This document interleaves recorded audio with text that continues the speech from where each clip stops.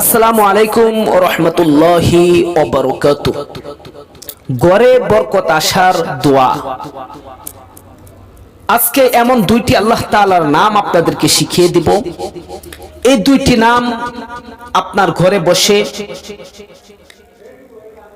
৪১ বার পাঠ করে ঘরে যদি ফু দেন, ওই ঘর বরকত আসা থেকে বিরত থাকবে না।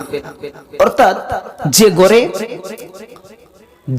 ঘরের মানুষেরা আল্লাহ তাআলার এই দুইটি নাম ৪১ বার পরে ঘরের চার কোণে ফু দিবে, ওই ঘরে বরকত আসা কখনোই বন্ধ হবে না। দর্শক, আসুন আমরা সেই দুইটি নাম জেনে নেই। ১ নাম্বার, ইয়া রাজ্জাক ৪১ বার পড়বেন। ২ নাম্বার, ইয়া আল্লাহ ৪১ বার পাঠ করবেন। যদি পাঠ করে আপনার ঘরে ফু দেন, আল্লাহর এই দুইটি নাম ৪১ বার পাঠ করে ঘরে ফু দিন, কখন যে আপনার ঘরের বরকতের দরজা খুলে যাবে আপনি টেরও পাবেন না। কখনো ওই ঘর বরকত আসা শেষ হবে না। সুতরাং আপনি এই দুইটি নাম মুখস্থ করে নেন, ছোট্ট দুইটি নাম, ইয়া রাজ্জাক, ইয়া আল্লাহ। আবার অনেকে বলে যে হুজুর, দোয়া তো করি, আমলও করি, আপনার ভিডিওগুলো নিয়মিত দেখি। আমরা জানি আপনার ভিডিও, প্রত্যেকটি ভিডিও আমলের ভিডিও, আপনার প্রত্যেকটি কথা আমলের কথা, আল্লাহর কাছাকাছি যাওয়ার জন্য উপদেশ থাকে আপনার ভিডিওর মাধ্যমে। তবে দোয়া তো করি, কিন্তু কাজ হয় না কেন?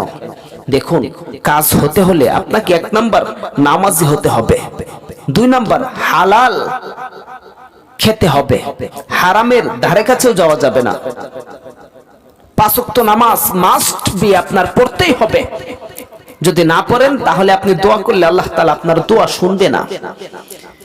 আর কি বলবো, সবকিছুই হয়ে গেল নকল। আগের কোনো কিছুই বর্তমানে নেই।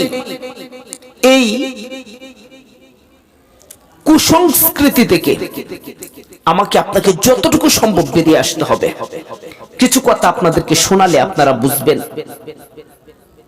আমি কয়েকটি কথা কবিতার নেই লিখেছি, ছন্দ মিলি।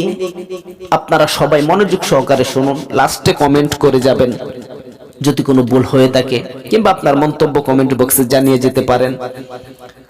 জামা হয়ে গেল ছোট, লজ্জা কোথা থেকে আসবে? রুটি হয়ে গেল ব্রেড, শক্তি কোথা থেকে আসবে? ফুল হয়ে গেল প্লাস্টিকের, তো সুগন্ধি কোথা থেকে আসবে? চেহারা হয়ে গেল মেকআপের, তো সৌন্দর্য কোথা থেকে আসবে? শিক্ষার্থী হয়ে গেল টিউশনের, তো জ্ঞান কোথা থেকে আসবে? খাবার হয়ে গেল হোটেলের, তো বন্ধুত্ব কোথা থেকে আসবে? আর মানুষ হয়ে গেল টাকার, তো ভালোবাসা কোথা থেকে আসবে? সুতরাং সবকিছুই পরিবর্তনশীল, অর্থাৎ পরিবর্তন হয়ে গিয়েছে। সুতরাং আগের মতো বর্তমানে এখন আর কিছুই নেই। এই জন্য আপনাকে এই কুসংস্কৃতি থেকে, এই যুগের দায়ুসি কিংবা জালিমিয়াতি কালচার থেকে বেরিয়ে এসে আল্লাহ তাআলাকে সন্তুষ্ট করার লক্ষ্যে সর্বোচ্চ নিজেকে সেফটি দিয়ে এবং নিজেকে সেফ রাখার সর্বোচ্চ প্রচেষ্টা করার তৌফিক আল্লাহ তাআলা আমাদেরকে দান করুক। সকলে বলি আমিন।